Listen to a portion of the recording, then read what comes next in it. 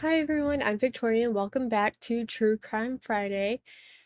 If you guys remember when I did the Slaughter Children, I said there would be 3 videos that I know extremely a lot about. I did my research and did everything. The Slaughter Children was one of them. Well, this is the next one, JonBenet Ramsey, and I did a full paper on this. I looked up evidence, I looked up everything I could about this case. Um, and I'm super excited to share it with you guys. Now I'm not gonna go over my entire paper because it was a big paper. Let's just say, you know, it qualifies as a, graduate paper. Um, it was pretty big and very long and took a lot of time to do. But because of that, I do know a lot, and I mean a lot, about this case. So I'm very excited to share that with you guys and react to Buzzfeed's JonBenet Ramsey video to see um, what they caught or what they researched and learn little bit more about it. So let's get started.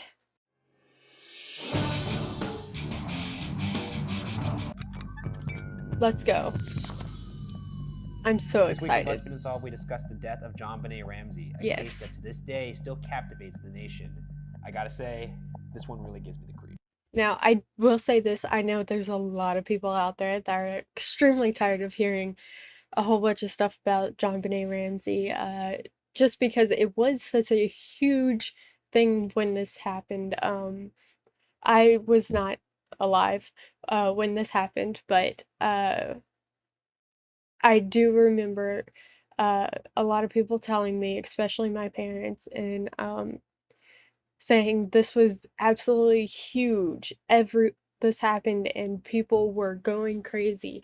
People didn't know what to think, and all the evidence and stuff surrounding this case is just oddly weird, and very confusing as to why certain things didn't happen and what should have happened, and the precautions that are now being taken after this case It's to not prevent fun. things. No, it's not. Oh my god, that thing was creepy. Did you guys see that? Please tell me you guys saw that. Hold on.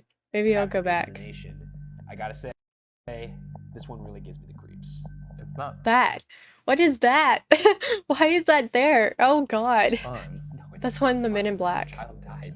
I'm not stoked here. No, I'm not stoked, but everyone seems to want to hear about it, so here we go. On Yeah. the morning of December 26, 1996, in Boulder, Colorado, Patsy Ramsey claimed to discover a ransom note for her 6-year-old daughter, JonBenet Ramsey, on the back staircase inside the house. This prompted Patsy Ramsey to call the police at 5:52 a.m. to report JonBenet as missing. The people inside the house at the time were John Ramsey, her father, Patsy Ramsey, her mother, and Burke Ramsey, her 9-year-old brother. Bizarrely, the body of JonBenet Ramsey was found less than 8 hours later. And even stranger, the body was found inside the Ramsey residence, in the utility room in the basement. The body was found by JonBenet's father. She was found with duct tape over her mouth and a smooth cord around her neck. It is widely reported that the crime scene was heavily compromised by people arriving at the scene. The police later claimed that they had not searched the house after Patsy's call because there was no reason to believe from the ransom note that JonBenet was in the house. Okay. So it's already been a minute and a half, and there has been a lot of information that has been said. So, for one, JonBenet's mother, Patsy, found the ransom note. The ransom note is a huge part of this case, and uh, which is weird because that shouldn't be the big part. It should be the part that JonBenet was in the house, and found less than 8 hours after the call. That should be the part that's the crazy, not the ransom note. But anyway, we've found out that Patsy found the ransom note, and JonBenet was found with duct tape and a utility cord around her neck. Um, in the basement, in the utility room of the house. Uh, was it a utility cord? It was a cord. That's all I got. Around her neck. Uh, so so far we've already got a red flag with the whole police not searching the house. Yes, there was no reason to believe JonBenet was in the house with the ransom note, but you still want to check and make sure that she is not in the house. You want to check. That is the last place she was seen. That is the last place you need. That is the first place you need to check. At the time of her death, JonBenet Ramsey was a well-decorated beauty pageant competitor, having won at least 5 high-profile competitions. Her death was ruled a homicide. Strange, right? Yeah, it's weird. Peculiar. I mean, I'm trying to think of, like, I've read a lot of these cases. I can't recall one case where the missing person was inside the house. Yeah. It's spooky. It is spooky. Have you Yeah, it doesn't happen very often, but it can happen. And because of this case, one thing is in any missing persons case, is to check the house now. I don't believe that before this that was something that they had in place for precaution, but I know after this, they checked the house. Wherever the last place they were, they checked that. I mean, she was seen alive in the house last. They should have checked the house. But yeah, she was very well known, widely known as a beauty pageant star.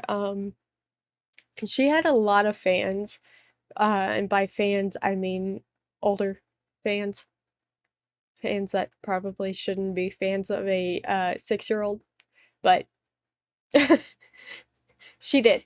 And because of that, you'll see why this becomes such a thing. check the children?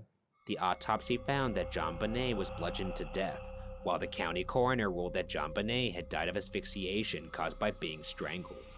A paintbrush from Patsy's hobby kit was used to tighten the rope that strangled JonBenet. There was DNA found on JonBenet's long johns and underwear, both belonging to a single unidentified man, who, when compared to the FBI's database of convicted violent offenders in 2004, was not found among 1.5 million samples.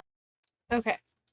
We're getting a lot of information at one time here, which is crazy. But usually because a lot of these don't have that much detail and information that they have to say real fast. But yeah, we're getting a lot of information really fast.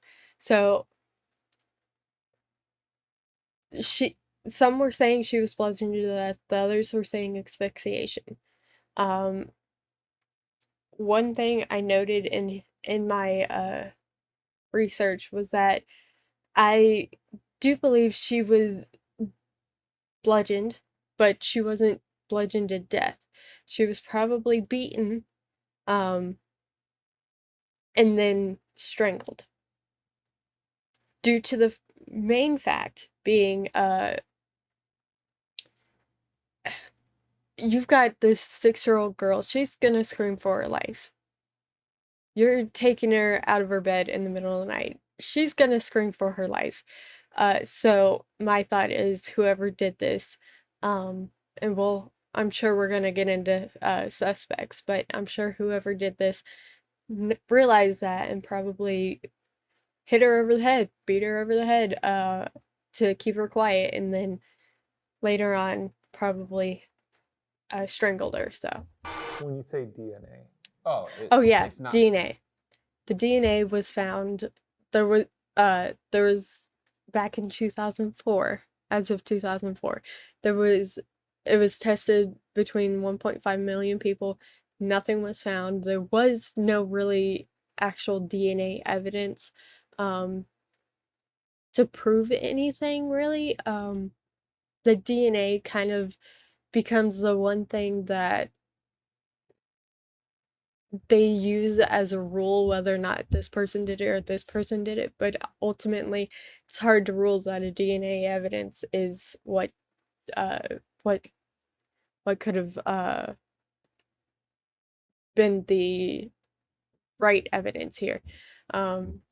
Just because you have a 6-year-old, you're gonna have DNA of at least, the parents on there, whether it was a hair DNA or this or that, or, just even, bleh, spit from like a mother wiping off her daughter's chin or something. Like, you're gonna have that, but it's hard to tell. Not like that. Okay. I don't know. No, not like that. I just Yeah. I want to be Yeah. how gross No, you were getting here. she was There not were two she was not how do I say it? She was not taken advantage of before her death. sets of I don't unidentified believe, at footprints least. found at the scene. There was a rope found close by JonBenet's bedroom that did not belong to the Ramseys. However, as of 2006, the rope had never been tested. If so, Which is stupid. They should have, if they knew the rope was not, if they knew the rope was not the family's, then they should have tested it back in 1996, but they somebody did broke not. into the house, they did so cleanly, as there was no footsteps in the snow outside the house, as well Footsteps as get no covered sign up, which I have said before in the past with another case is footsteps get covered up by snow. You can step in snow all you want, but if it's still snowing outside or just a gust of wind comes by, your footprints can go away. of forced entry. This is Colorado, right? It's snowing. I mean, Yeah. conceivably, maybe the snow got covered up. No. But there's also. I know snow. You don't know you- snow are because you- you're a Southern California Oh, you're gonna Lily, pull this but card I- now from your Chicago, from your windy city, and I don't know anything about weather because know us snow out Californians there. have We it know so snow. nice. It's not that hard. It falls from the sky and it hits the ground. There's some nuance to it. There's some intricacy, and if I like such how as what? passionate he Oh, is you about don't the even know. snow. Let's move on to the contents of the ransom. So the letter, the Ramsey note, or ransom note. Ramsey note, huh? Nice. This this is the point of speculation here. This is why this note is why it's extremely hard to figure out what happened. And honestly, it probably shouldn't be. Honestly, you probably could have just thrown the ransom note away and it'd be like a normal homicide victim, but because of this ransom note and so many people take into account this ransom note as being a real ransom note, it's hard to tell. So, Ransom note. The note requested $118,000 in which is exchange for odd. JonBenet Ramsey. strange. Why is that Yeah. strange? Weird number. Yeah, Well, I guess it is very it specific. is. Actually, we're going to touch on why that may be so specific. This is my later. detective Ooh. brain. This is what I'm telling you about. I think it is. Did and I that think- number I think stick you're- out to you the first time? It did, but I think you're tooting your own horn a little bit too much. Shame the brain. I don't know about With the that. exchange to take place the next day between 8 and 10 a.m. Now, does that make sense? How many people here are saying, "Oh, I'm gonna get $118,000 if I give this kid to them the next day. Oh wait, but I'm gonna kill this kid before any of that." Yeah. That doesn't make sense. That's why I'm almost certain, or that's one of the reasons I'm almost certain this note was staged. The highly scrutinized note starts with, quote, Mr. Ramsey, listen carefully. We are a group of individuals that represent a small foreign faction. We respect your business, but not the country that it serves, end quote. A strange declaration that would ultimately lead nowhere. See? The ransom note is it's so strange and so out there that it's like it feels and seems staged. Like but not as it says here, but not the country that it serves. Yeah. It led nowhere. There was no there was no way of actually determining anything about this ransom note being real. So, If you're sending someone a ransom note, I would imagine you would want to put in as little detail as possible. yes. That's true. I'm not going to say, Most "Dear people, Mr. yeah. Ramsey, it's me, a tall fellow." It almost seems Fair. cartoony, Mm-hmm. almost as if it was fake. Ooh. Let's move on. Here's another excerpt. Quote, "The I two love gentlemen that. watching over your daughter do not particularly like you, so I advise you not to provoke them. Speaking to anyone about your situation, such as police or FBI, will result in your daughter being beheaded." And despite this part right here, if you talk to anyone about it, she will be beheaded. One, she wasn't beheaded. She was strangled. So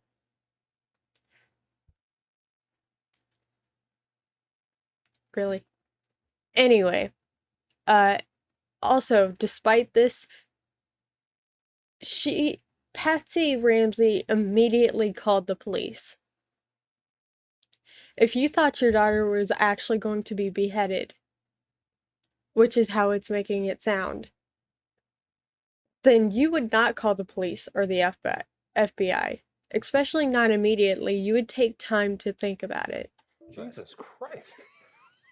Yeah, What? it's a fucking ransom note. You can try Fair. to deceive us, but be warned that we are familiar with law enforcement countermeasures and tactics. You stand a 99% chance of killing your daughter if you try to outsmart us. Follow our instructions, and you stand a 100% chance of getting her back.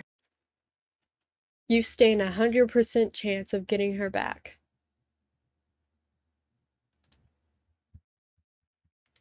But yet she was dead 8 hours in and didn't even get to the next day. Fucking mathematician over here. Now, you could be saying, yes, that adds up. Oh, yeah. I mean, she called the police immediately after, so they found out and they killed her. Except for the few other things in the note that suggest that this was a staged note or a fake note. There was that. You also have the fact that, again, at this point, they didn't have time to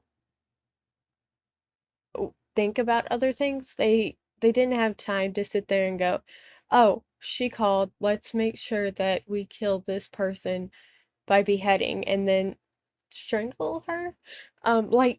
There's a lot that don't make sense when it comes to I it. know, this guy is a smug piece I've of crunched the numbers. shit. I've run the permutations through my little computer, and all Nice. of them say, you're fucked. My murder Yeah. laptop. My murder laptop, I The love letter it. was signed SBTC. And I'm pretty sure to this day, SBTC has absolutely no connection to this case at all. I'm pretty sure they haven't figured it out. Initials that still remain a mystery. Yeah. One curious fact is that the sum of $118,000 was close to the amount that John Ramsey received for a bonus that year. That's when So, if you were gonna stage a letter, and you need to come up with some random number, you're gonna think at the top of your head, what number makes sense? Oh, how about that bonus I had earlier this year? when you asked the question about By the way, in no means am I saying it's the family, but the specificity of the number, Yeah, there it is. I've connected the two dots. You didn't connect shit, but I've connected them. However, Yeah, the no. most chilling fact about the ransom note was that it was determined that the do you see, there's a part in there that I want you guys to see. Right here, you will withdraw this much money from your account. 100 will be in $100 bills and the remaining 18,000 in $20 bills. That is weird. That's weird as well. I don't know why they need $100 bills and $20 bills. when you're getting the money either way. I know it could be like off the grid kind of thing, but it still made no sense. However, the most chilling fact about the ransom note was that it was determined that the note was written using pen and paper from inside the house. Oh no. It's almost like it was a staged note or something. Oh no. While this detail is absolutely horrifying, it Oh also yeah, brought a lot of it's absolutely terrifying. Like, let's say someone you had no idea murdered your 6-year-old daughter, but then you find out that the letter, the ransom note, was written inside the house with your pen and paper, along with your 6-year-old's dead body strangled by a cord and your paintbrush, as well as beaten to death, all inside the house. suspicion into the integrity of the note. This suggests that the killer somehow entered the house, wrote the note inside, and for some reason then killed JonBenet Ramsey after writing a ransom note. Mhm. All of this occurring while the other 3 Ramsey family members were inside the house.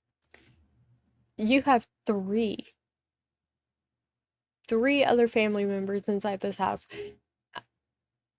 Sorry, I heard Smokey bark for no reason. You have 3 other people inside this house. I can guarantee you one of them was gonna hear something. If not the parents, if they were sleeping, let's assume they were sleeping. I don't know if they'll show you on here, but Burke's room, Burke Ramsey, her 9-year-old brother, his room, JonBenet's room is here. His room is right here. He would have heard anything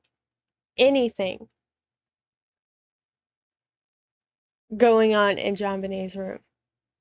Even if he was asleep, he would have heard it.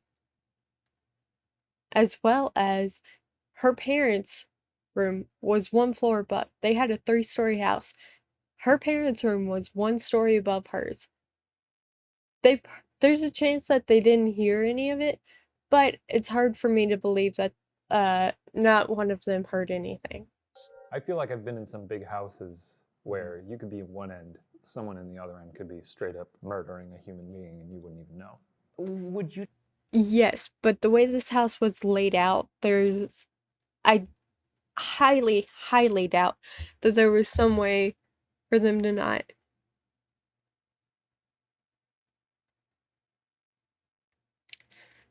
Sorry. The way this house was, laid out, I highly doubt that not one of them heard anything. You take that kind of a risk as a killer to do all these weird little things inside Yeah, the house? most killers would not. Yes. Analysis Unless of you're the Shane. notepad used suggested that a practice letter was written, and part of a practice note was found. There were spelling errors in the letter on words thought to be easy, like possession, yet some wonder how words such as attaché, with an accent on the E, were spelled correctly. So basically someone who didn't go to 5th grade but grew up in a rich family. Some believe this adds up to the letter being a hoax, and when combined with the lack I of agree. evidence of an intruder, this case becomes even more puzzling. Maybe the practice.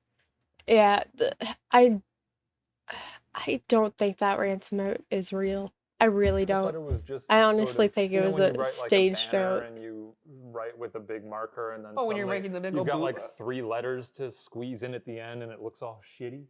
Are you under the impression he wrote this in bubbly letters? No, I'm just saying maybe Nice. he's spacing it out.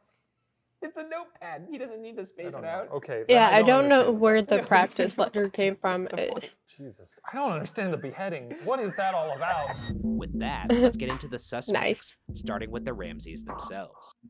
So In the early goings of the case, the Ramseys were the number 1 suspect, because not only was the note seemed staged, but the events surrounding this case and everything going on with this case, it's hard to believe they did not know anything about what was going on. It's hard to believe there was no way for them to be a part of it. Case, the Ramsey family was under heavy scrutiny, given the suspicions of the ransom note's authenticity and the little evidence to suggest an intruder. The actual person responsible for the murder varies depending on who is theorizing.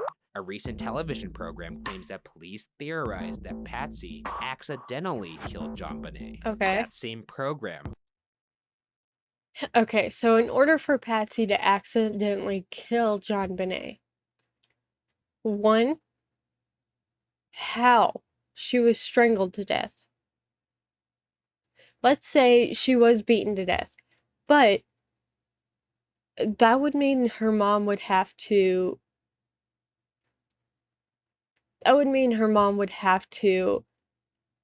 actually physically think or psychologically think, okay, I'm about to murder my 6-year-old kid while I have a 9-year-old also in the house. also posited that Burke Ramsey, JonBenet's 9-year-old little brother, accidentally killed JonBenet as So, I'll talk to you about who I think did it, or more in depth about who I think did it, but I do believe Burke Ramsey did do it.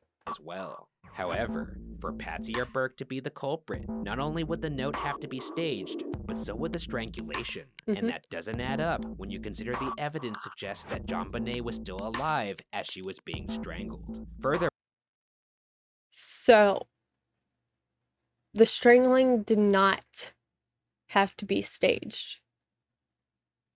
So, I know a lot of kids, and what I think happened, I don't think it was an accident. furthermore, handwriting analysis also ruled out John Ramsey and ruled Patsy Ramsey as inconclusive.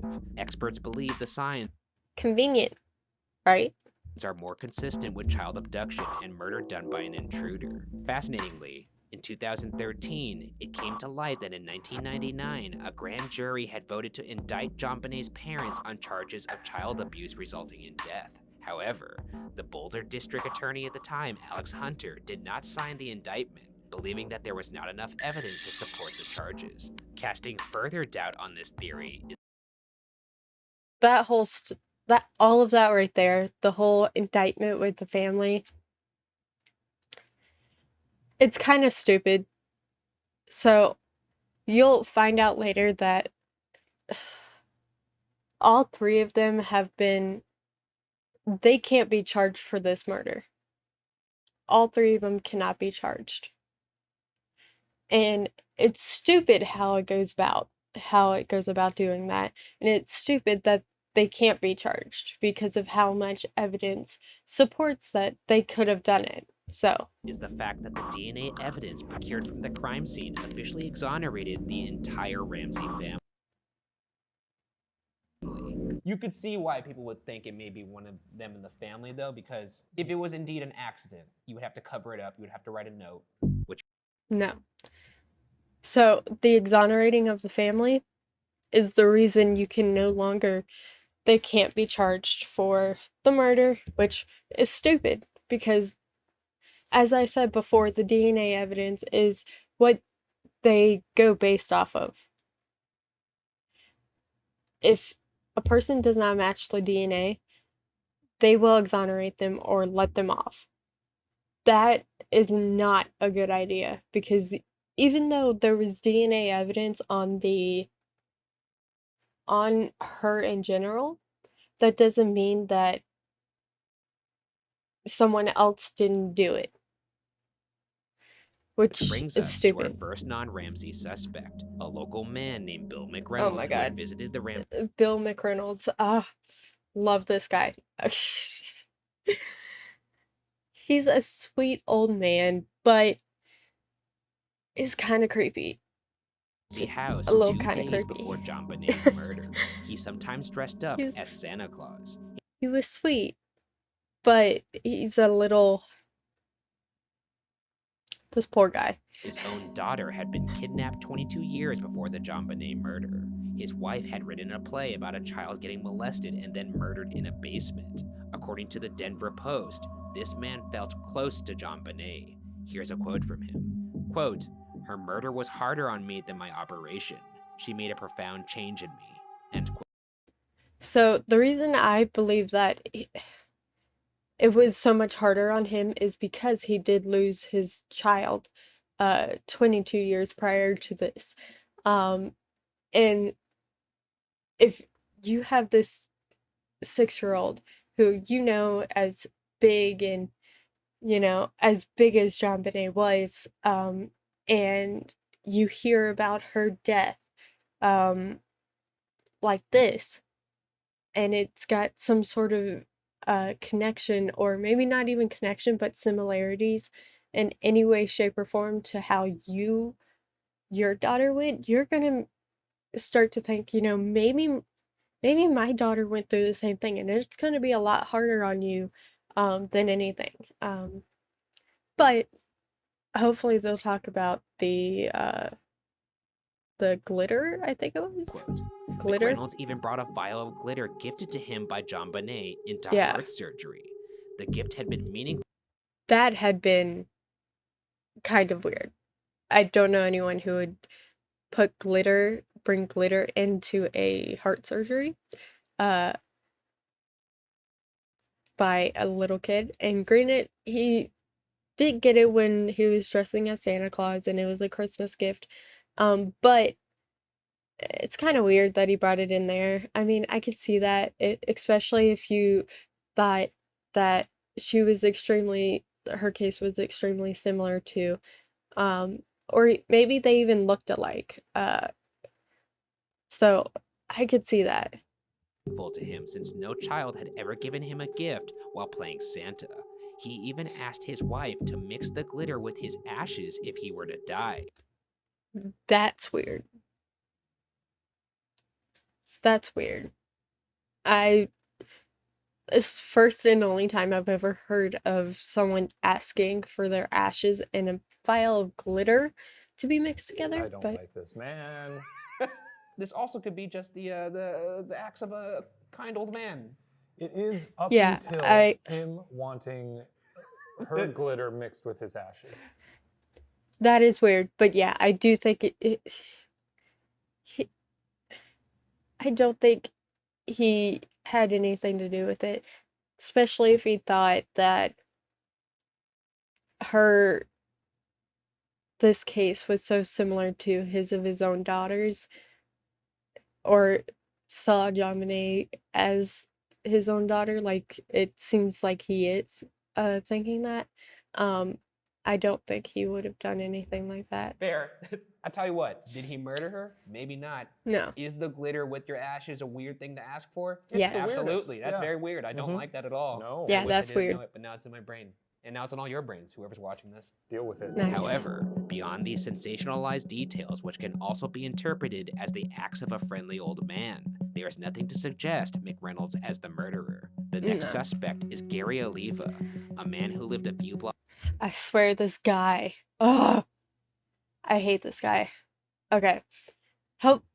Let me see what they explained to you about this guy. Away from the Ramsey home at the time of the murder. In 2016, Oliva was arrested on charges of child pornography. In December of 2000, Oliva was arrested on unrelated drug charges and was found to be carrying a photo of JonBenet in his backpack. He explained why he had the This guy is like the ultimate stalker. photo to the Denver Post. Quote, JonBenet's murder touched me very deeply. I felt she was an exceptional girl whose death was an exceptional loss.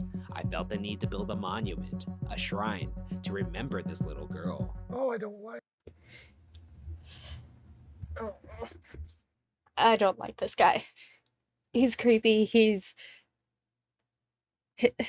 Oh. If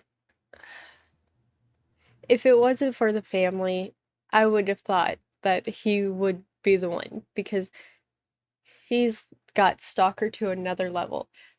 This is a 6-year-old girl. You have a picture of the 6-year-old girl that you've never met in your life. At least Bill McReynolds, he knew the kid. He knew JonBenet. Yet, like, he would come over for Christmas and play Santa Claus every Christmas. Like, he knew the kid. Gary did not. Gary Gary was not close to them at all. End quote. Ryan, I know everybody wanted to hear about this case, but I don't want to anymore. I'm done. Touching on the suspect, this guy's very suspicious. Yeah, Yeah. Ryan, he is. Yeah. And it's gonna get worse. Yeah. Why? A high school friend of Aliva named Michael Vale revealed in an interview with In Touch magazine that Aliva I just want to appreciate that Michael Vale came forward, by the way. called him a day after the murder occurred and said, quote, I heard a little girl, end quote. According to Vale, Aliva also revealed the location of where he had hurt this girl, Boulder, Colorado, after which Aliva hung up the phone. This is interesting if true because records show that no other girl other than JonBenet was harmed in that area that night. Vale also revealed that the strangulation method used on JonBenet was also allegedly used by Aliva when Aliva attempted to strangle his own mother with a telephone cord. Why? I told you it gets worse. He said it'd get worse, and I swear this guy, honestly. But you know what? DNA evidence says different. Why would someone make that up? I don't know. You gotta imagine these people, since the story's so sensational. I don't think he made it up. I think what happened was Gary Oliva did do this to his mother, but I think the timing was. You have to remember that 8 hours. It wasn't even a day before the press knew about it. Everyone knew about it. Honestly, you could have had this guy, Michael Vale, see this, call and say, oh, well, these two look similar. When maybe that's not true. Sensationalized, they would get paid to give an interview, right? An exclusive, because it is an exclusive with In Touch, which we all know is the major true crime publication of the United States. Yeah. Nonetheless, Gary Oliva was also not a match to the DNA evidence. I don't understand why they're taking people out because of not matching the DNA. Like, you can do, like, that DNA could come from a manufacturer. Is somewhere down the road. Like, you can't tell people that they aren't a suspect. You can't take people 100% out of the question because of DNA evidence not supporting it. Because sometimes that DNA evidence is something very typical.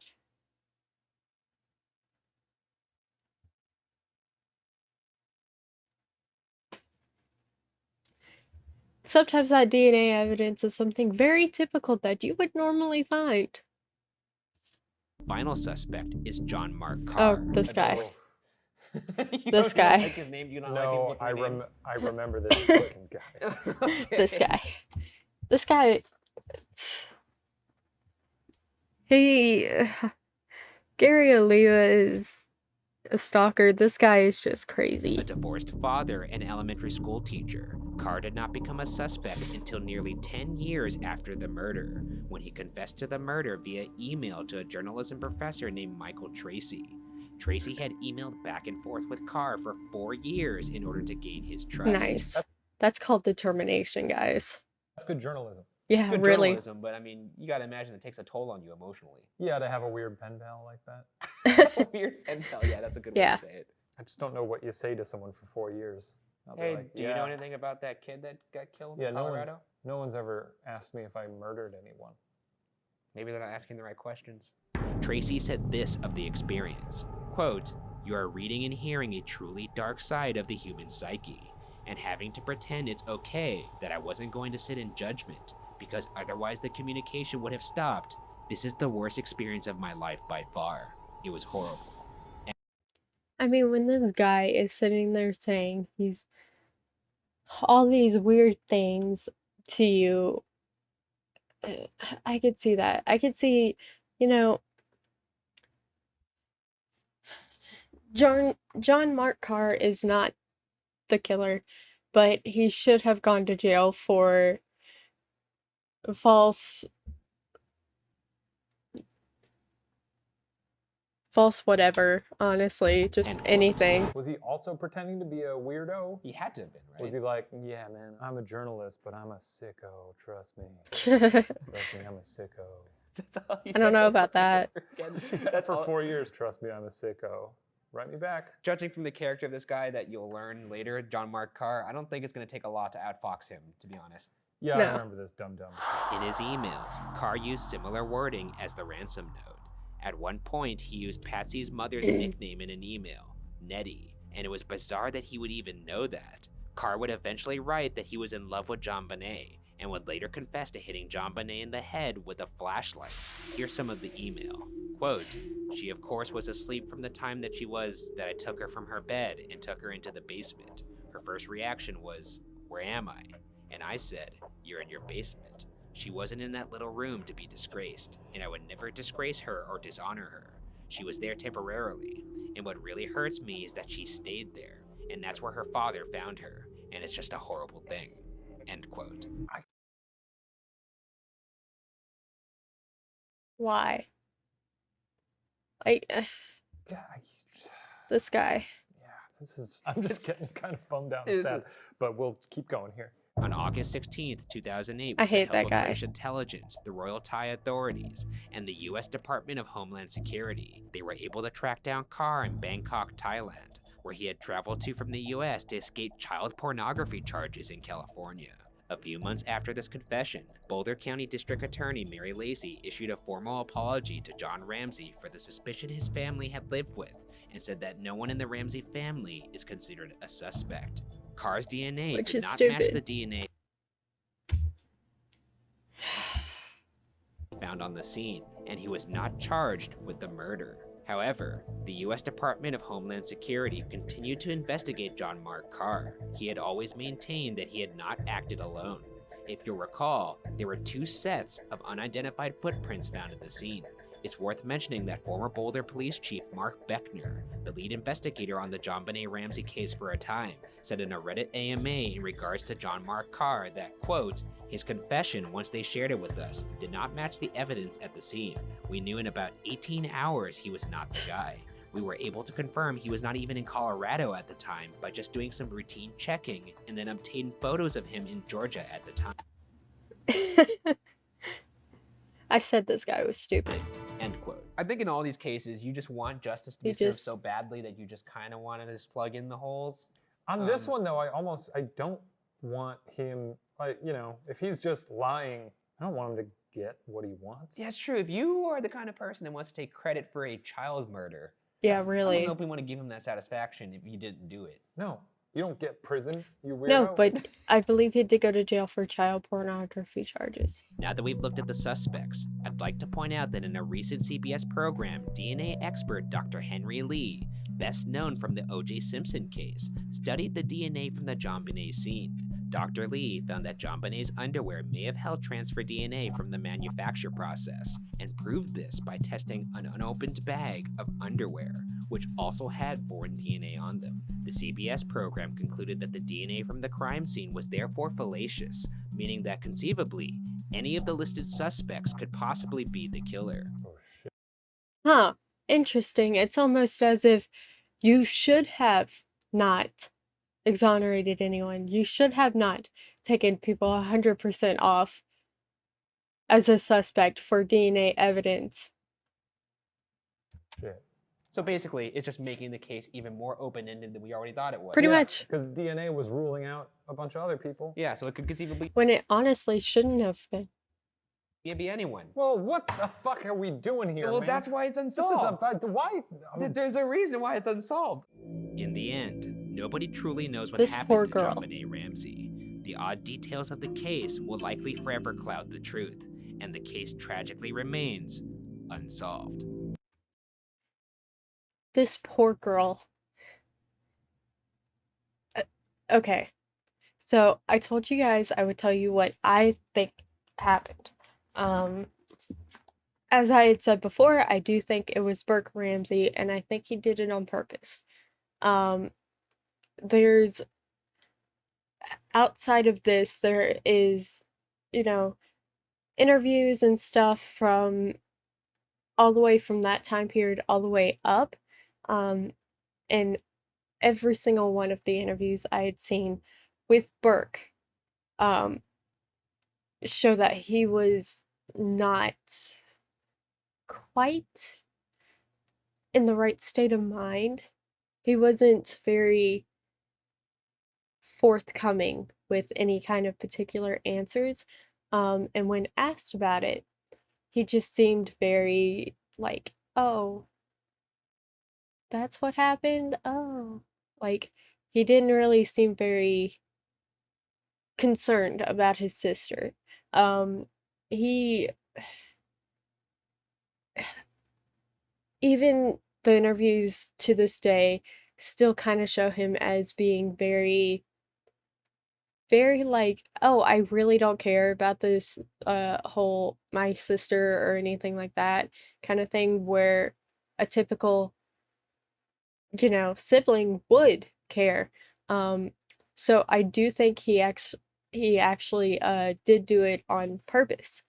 Um, and with that, the, note was faked by his mother. Um, as it did say in here actually, which I'm very proud that it did, um, the handwriting was inconclusive when it came to his mother. That is because a lot of the lettering and the spacing of the words did look very much the same. What was off was the language, which honestly probably could have been uh his their dad John talking to his wife about writing the note, and I honestly think it was the family. Um, there was just the way they acted, the way everything goes down. It's very hard to say if it was them or if it wasn't them, and it's very hard to say whether or not the others were the ones that did it. I don't think the other suspects did it, like Bill and Gary and the the dummy. Uh, I swear, did he honestly? Wow. Anyway, um, but you know, they took DNA evidence and said, "Oh, well, the DNA evidence obviously exonerates everything." So now, even if it were to come out as someone in the family did do it, um, no, none of them could have been charged because they, told him, you're not going to be a suspect. You're not a suspect. You won't be charged, etc. So it's unsolved, but it's unsolved because of negligence and, uh, you know, people being stupid. At the beginning of this video, actually, it did tell us that the crime scene, was disturbed. They had people walking around the entire house. Because I didn't believe she was in the house, they had people going in and out of the house like crazy. Like, what?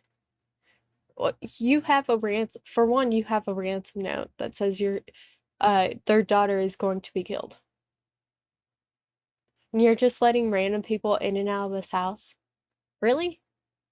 Granted, it is a big house, and they probably could have I know they did section off JonBenet's room, but everyone else had, uh, access to the rest of the house, which is honestly stupid. This I feel bad for this girl. I feel bad for because she should have never had to go through this. And the fact that her case is still unsolved is even worse because it should have been. Anyway, this is the second part to a 3-part big series. I actually believe next week it'll be the third part to this, which I'm very excited about and can't wait. Can't wait to tell you guys. I'm so excited for this to come out, so let me know what you guys think and what you want to see in the videos coming up. Everyone have a great and wonderful day. Bye.